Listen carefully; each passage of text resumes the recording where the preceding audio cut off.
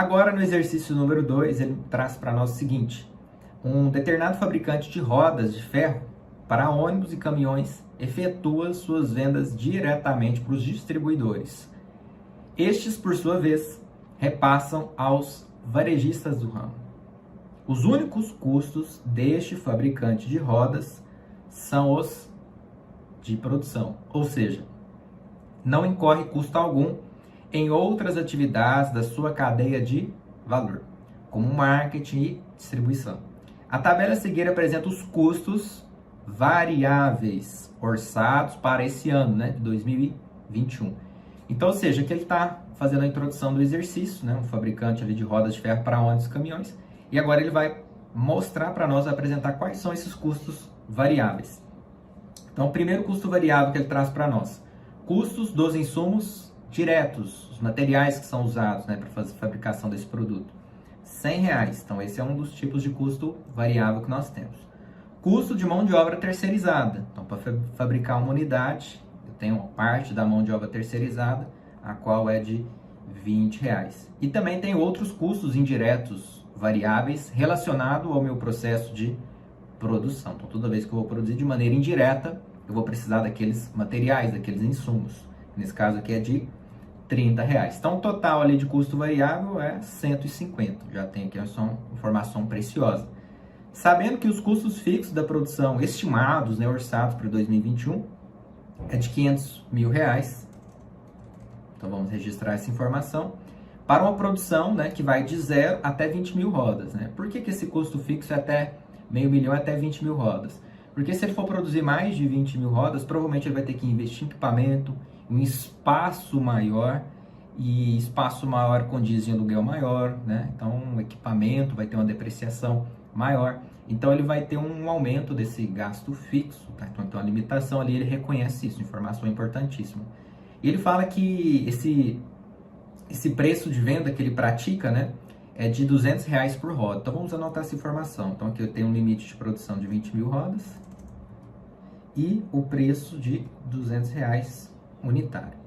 E ele fala que esse preço de roda, né, preço de venda, ele é praticado para todos os seus distribuidores. Informação também interessante, né, mostra uma constância ali. Nesse mesmo ano foi feito um orçamento de vendas, né, um total de 20 mil unidades.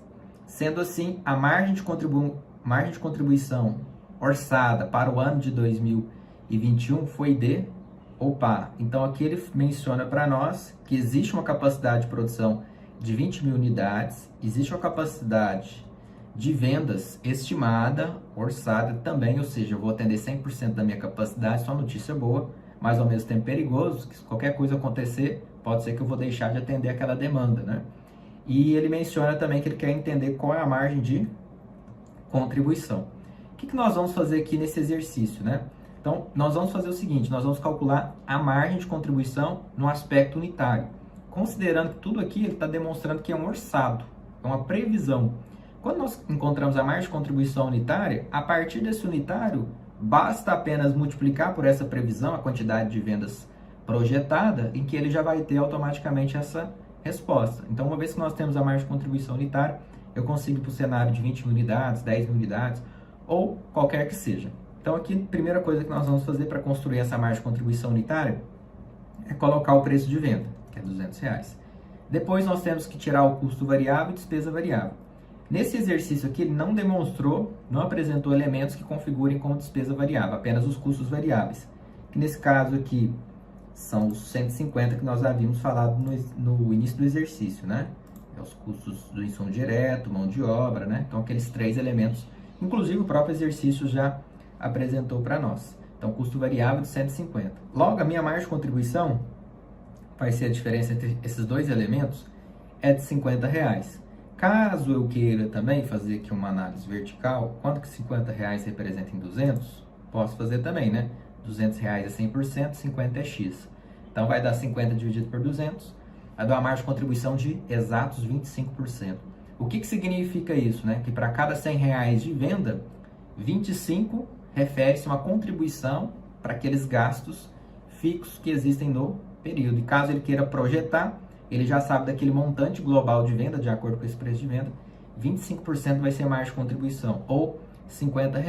Multiplicado por essa quantidade estimada também, eu consigo achar a margem de contribuição total, caso eu queira.